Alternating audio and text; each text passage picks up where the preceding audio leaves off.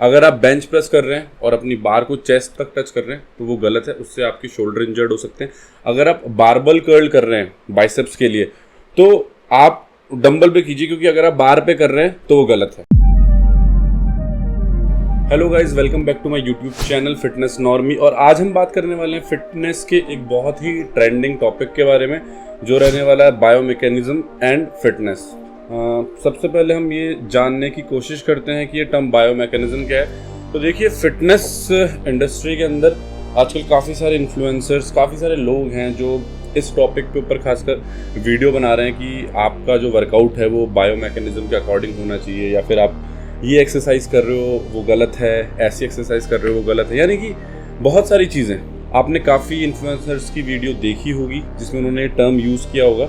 तो एक्चुअल में ये है क्या? तो देखिए, बॉडी का जो बेसिक मैकेनिज्म है, जैसे वो परफॉर्म कर पाती है और उसी रेंज ऑफ मोशन के अंदर, या फिर नेचुरली आप अगर कोई एक्सरसाइज परफॉर्म कर रहे हो तो उसमें इंजरी के जो चांसेस होते हैं वो रिड्यूस हो जाते हैं। ठीक है, तो ओके, मैं इस चीज़ से एग्री करता हूँ कि आप अगर वर्कआउट कर रहे हैं तो बहुत ज़्यादा ज़रूरी है कि आपकी फॉर्म और आपका जो पोस्चर है वो सही रहना बहुत ज़्यादा ज़रूरी है, बिकॉज वो बेस होता है किसी भी पर्सन के वर्कआउट जर्नी का। अगर आपका पोस्चर ख़राब है या फिर आपका जो रेंज ऑफ मोशन है वो सही नहीं है तो कहीं ना कहीं आपकी इंजरी हो सकती है। तो क्या इसका मतलब जो अब तक वर्कआउट करते हुए आए हैं या फिर जो अब तक एक्सरसाइज कर रहे हैं, क्या वो सारी चीज़ें गलत है? क्योंकि देखिए, मैंने काफ़ी वीडियोज़ देखी, उनमें जो उनका बेसिक टारगेट होता है वो ये होता है कि अगर आप बेंच प्रेस कर रहे हैं और अपनी बार को चेस्ट तक टच कर रहे हैं तो वो गलत है, उससे आपकी शोल्डर इंजर्ड हो सकते हैं। अगर आप बारबल कर्ल कर रहे हैं बाइसेप्स के लिए तो आप डंबल पे कीजिए, क्योंकि अगर आप बार पे कर रहे हैं तो वो गलत है।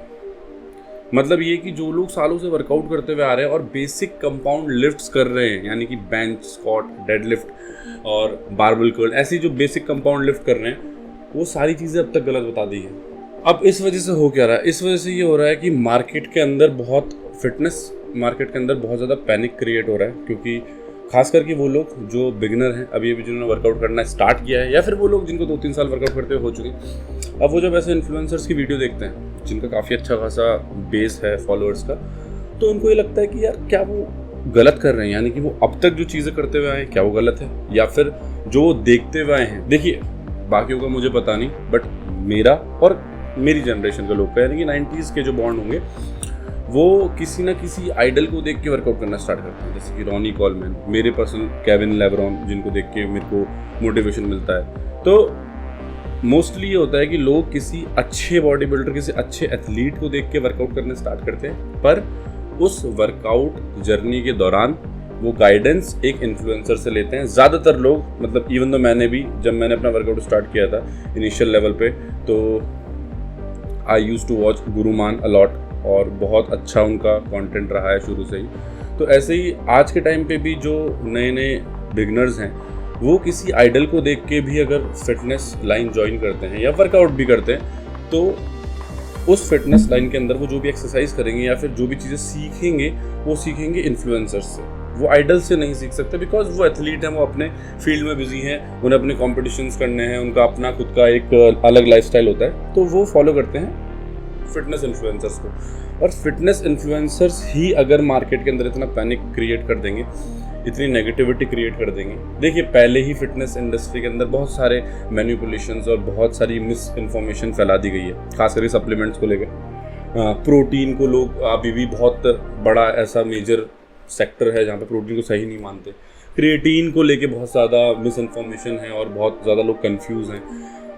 ठीक है, सप्लीमेंट में मैं ये कहता हूँ ठीक है, अगर सप्लीमेंट में इतना ज़्यादा मतलब कन्फ्यूजन भी है तो एक बार के लिए वो ठीक है, बिकॉज सप्लीमेंट बहुत आगे की बात होती है। पर जब एक पर्सन ये सोचता है कि मुझे फिट रहना, मुझे एक अच्छी लाइफस्टाइल मेंटेन करनी, तो उसका पहला जो स्टेप होता है वो होता है वर्कआउट। सप्लीमेंट तो बहुत बात की बात है, पहला होता है वर्कआउट। अब अगर उसने वर्कआउट के टाइम पे ही उसको आप इतना ज़्यादा डरा दोगे कि ये एक्सरसाइज गलत है, ये एक्सरसाइज गलत है, इससे ऐसा हो जाएगा, इससे ऐसी इंजरी हो जाएगी, तो कैसे वो इंसान आगे चीज़ों को परफॉर्म कर पाएगा? तो जो लोग बायोमैकेनिज्म के ऊपर बहुत ज़्यादा मिस इन्फॉर्मेशन या फिर पैनिक क्रिएट करवा रहे हैं, उनका एक बेसिक सा टर्म होता है अननेचुरल, यानी कि आप ये जो मूवमेंट परफॉर्म कर रहे हो ये अननेचुरल है। तो सबसे पहले तो मैं ये समझाता हूँ कि नेचुरल और अननेचुरल क्या था। देखिए, जो भी चीज़ आपकी बॉडी इजीली परफॉर्म कर पा रही है, यानी कि हाथ उठाना, पैर उठाना, दैट इज़ नेचुरल। बट अगर आपको कह दिया जाए कि ये चीज़ ऐसे नहीं ऐसे करो और आपसे वो नहीं हो रही, तो वो अननेचुरल की कैटेगरी में रिलाई कर जाएगा। ठीक है, ओके। एक छोटा सा एग्जांपल है, कोई बच्चा चलना सीखता है, वो चलता है और गिर जाता है, उसकी चोट लगती है, एक बार चलता है, 2 बार चलता है, 3 बार चलता है, हर बार गिरता है, फिर भी खड़ा होकर उसको चलना सिखाते हैं उसके घर वाले। तो मतलब ये हो गया कि ये तो अननेचुरल मूवमेंट है, बिकॉज एक बच्चे के लिए तो वो एक अननेचुरल मूवमेंट हुई क्योंकि उसे चलना नहीं आता। ठीक है, तो ऐसे में तो फिर ये कह देना चाहिए कि इसे छोड़ो, इसे व्हील चेयर पर बैठाओ और व्हील चेयर पे ही चलना दो, बिकॉज ये अननेचुरल मूवमेंट करेगा तो उसकी इंजरी हो जाएगी। तो देखिए, ऐसा नहीं होता।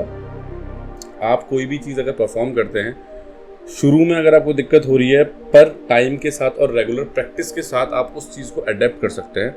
एक बेसिक सा एग्जांपल है योगा। योगा में बहुत सारी ऐसी टेक्निक्स हैं जो कि एक नॉर्मल इंसान के लिए बहुत अननेचुरल है, बट फिर भी मेजॉरिटी ऑफ द पीपल जो योगा कर रहे हैं वो कर रहे हैं वो सारे पोजेस, वो कर रहे हैं वो सारे टेक्निक्स। तो फिर मतलब अगर मैं घर बैठ के ये चीज़ कमेंट कर दूं कि यार ये तो अननेचुरल है, अगर आप योगा के ये पोजेस करोगे तो आप तो इंजरी करवा लोगे, क्या वो सही होगा?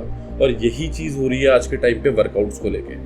यानी कि जो बेसिक कंपाउंड लिफ्ट्स हैं जो शुरू से चली हुई आ रही हैं, बेंच हो गई, स्क्वाट्स हो गई और बहुत सारी ऐसी एक्सरसाइजेज, लेट पुल डाउन, हर चीज़ के ऑल्टरनेटिव दिए जा रहे हैं। ऑल्टरनेटिव मतलब ये मत करो, ये कर लो।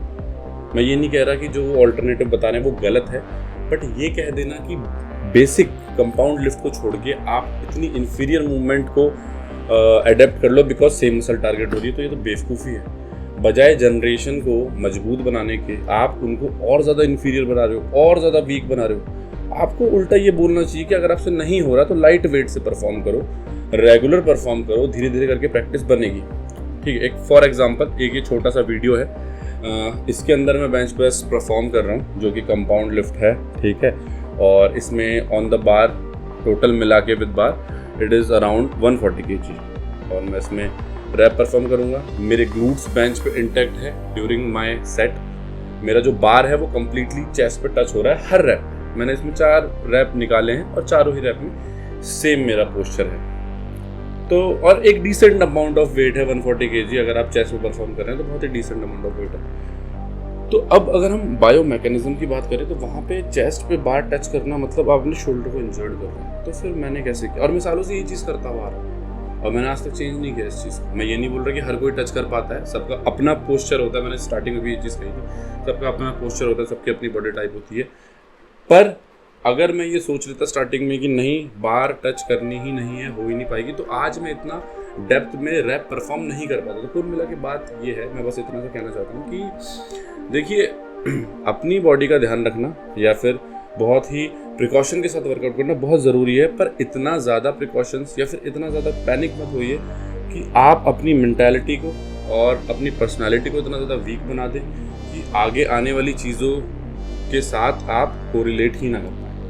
तो at the end of the topic conclusion जो है इस वीडियो का वो बस इतना सा है कि मुझे कोई दिक्कत नहीं है उन लोगों से जो कि बायो मैकेनिज्म के बारे में बता रहे हैं। बहुत अच्छी चीज़ है बिकॉज इट इज़ साइंटिफिक, पर बायो मैकेनिज्म को और ओल्ड स्कूल बॉडी बिल्डिंग को मिक्स करके एक चीज़ को सुपीरियर दिखाना और एक चीज़ को बिल्कुल ही नेगलेक्ट कर देना ये बोल के कि ये चीज़ तो बेकार है, इससे आपकी इंजरीज हो रही है, ये बंद कर दो यार। और जो लोग अभी अभी जिम जा रहे हैं, जिन्होंने स्टार्ट किया वर्कआउट करना या फिर जो कुछ टाइम से कर रहे हैं और उनका अपना एक पर्टिकुलर रेंज ऑफ मोशन है या फिर वो कुछ सेट ऑफ वर्कआउट्स कर रहे हैं, यानी कि उनको बेंच प्रेस पसंद है, उन्हें डेडलिफ्ट पसंद है, स्क्वाट पसंद है, शोल्डर प्रेस, सब कुछ आप कीजिए, आप सारी चीज़ें कीजिए, कोई भी चीज़ आपको दिक्कत नहीं करेगी। एक प्रॉपर गाइडेंस में कीजिए, ठीक है, अच्छे से रैप परफॉर्म कीजिए, ऑप्टिमल अमाउंट ऑफ वेट को यूज़ करना, ओवर लिमिट मत पुश करना, कोई दिक्कत नहीं होगी आपको।